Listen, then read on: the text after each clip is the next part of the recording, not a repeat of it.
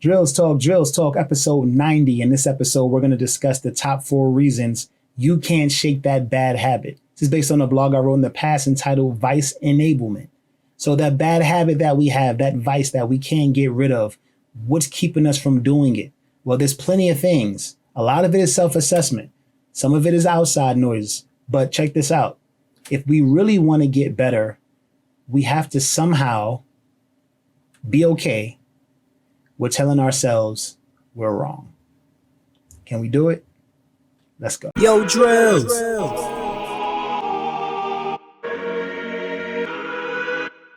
Created by the great wizard of the new world. Drills Talk, episode 90. In this episode, we're going to discuss the top 4 reasons you can't shake that bad habit. Before we get started, please like, subscribe, share, show your love however you would like to show your love if you enjoy the video. Here we are, entrepreneurship-based channel. Every Monday, we have a new blog. Every Wednesday, a new Drills Talk. Every Friday, I release an instrumental. Who knows what genre, but you will enjoy and it will be a highlight of your Friday. Let's get started. Number 1. Number 1 is it's you. It's hard for us to hear that. Like, we're the problem. Like, I mean, who else is the problem? Like, I mean, yeah, it might be a little bit of us, but who's the majority? The majority is us. The biggest reason is us. We're the reason nothing's changing. It's you. Can we take that? Can we? No, we can't. So what do we have to do? How are we going to get there? What we need to do is take ourselves out of the equation, put someone else in there, and play out our lives. Play out our vice. How do we see that? We don't see it the same way anymore. It's not okay anymore because I see that such and such, whoever that was that I put in that scenario, they're doing wrong. Now, I wasn't when I was in there, but we'll get to that. They're doing wrong. So if you see them and you've placed them in your life and they're operating as you and you can see their wrongs, you can see their vices, you can see their shortcomings, then that's what you need to do when you're looking at yourself. Because it's the same exact thing. If a person's shopping too much, it doesn't matter if it's you or another person. If a person is gambling and losing a lot, way more than they're winning, then that's an issue. It doesn't matter that you doing it and you feel that at any moment, it could, turn around because you know what you're doing. They don't. We all think that way. And that's why we enable ourselves to continue because, of course, when we're doing something wrong, we always feel we have control of it. But we can see when somebody else is spiraling out of control. We can see when somebody else is setting themselves up for a fall, but we can't see ourselves. So the trick is to take yourself out of it, put someone else in it. But understand that when you're watching and you're pointing out all those flaws and all those vices and all those issues, you have them too. It's you. Number 2. Number 2 is the highs of the vice. So I touched on shopping. You know how good it feels to just go into a store, point out something you want, get it, go pay for it, walk out.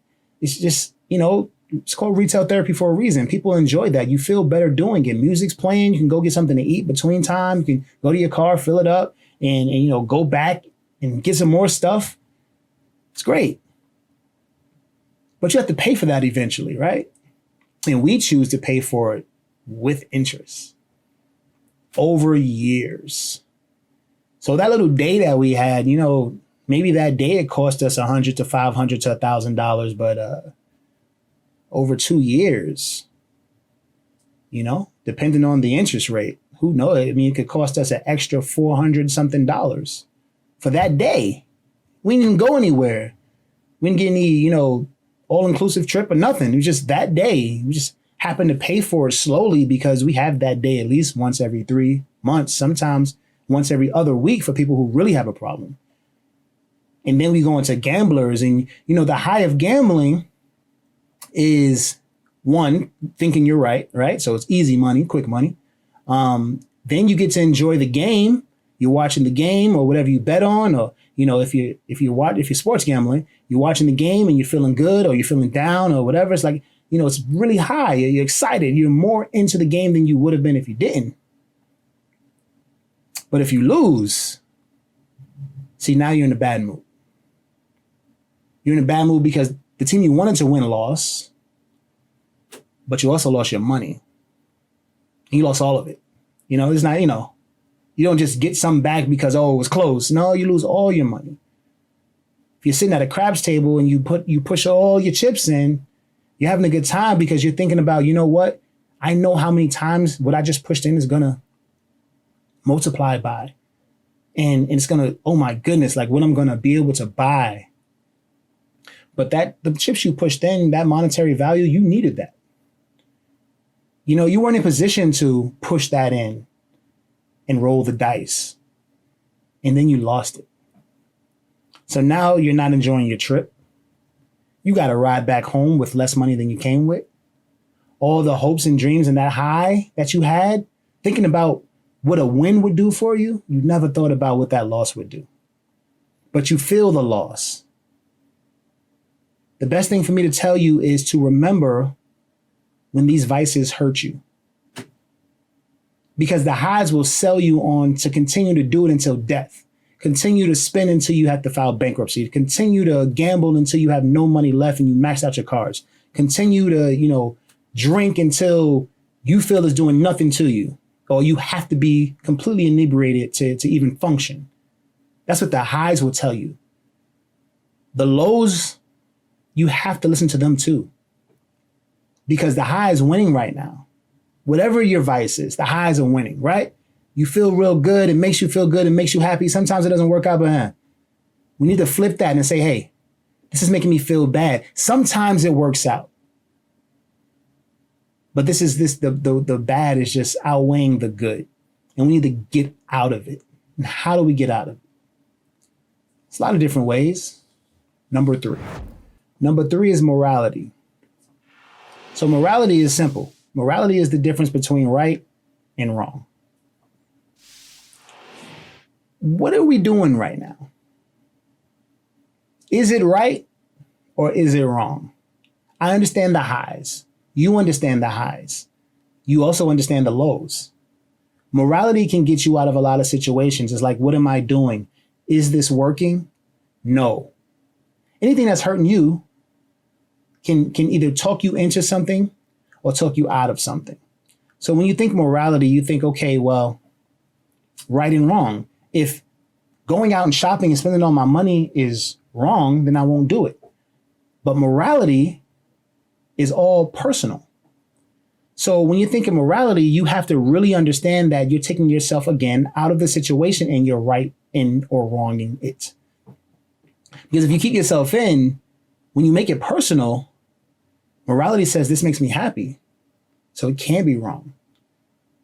Morality is telling you that, okay, well, the difference between right and wrong is either hurting me or helping me. And during the highs, you would never say that it's hurting you. And we've already discussed how, when we do experience the lows, we just know that something out of the ordinary happened. It won't happen again. It's not normal. I got something wrong, or I drunk too much, or I spent too much, but I don't usually do that. I have control. If you're going to use morality, understand that, again, we have to take ourselves out of it and trick ourselves into knowing that right and wrong is not a personal thing. Take ourselves out. It's hurting you. It hurt you multiple times. Believe it. It's wrong. Number four is you have no replacement. Even if you got 1 through 3 down, it can be very hard to get rid of because you have no replacement. Okay, so if you love shopping, how do you stop shopping but still get that high somewhere else? It just takes some deep diving. You have to go and seek that replacement. It can be watching videos of someone else shopping. Maybe you'll get your fix there. Maybe not. I don't know. But you have to try it because it could work. And then now you don't have those $1,000 bills popping up on you with interest every month. If you're a gambler or a sports gambler, practice watching the game with no money on it. Can you still enjoy the game? Can you still root for a team? Are you still on the highs and lows and enjoying the game? And when the game's over and you do either win or your team loses, your pockets hasn't changed. Yes, you're upset. Your team that you wanted to win didn't win, but You can still pay your rent. You can still, pay for your car. You can still have food in the table and all this other stuff because you didn't have any monetary risk watching that game. Just took 2 or 3 of your hours away, but you enjoyed the game. It was a good game. The team that you didn't, want to win won, but hey, it was a good game. I enjoyed myself. I lost no money. Does that work? Or maybe you need to, download a game and maybe simulate it. But that can be a tease and it can be an easy way right back, into it. So you got to be careful. Only if it works for you. If it's making you want to do the real thing, then that's not a valid or a working replacement. So be careful when you do look for these replacements. But if you do find one, that vice is going to go to the wayside.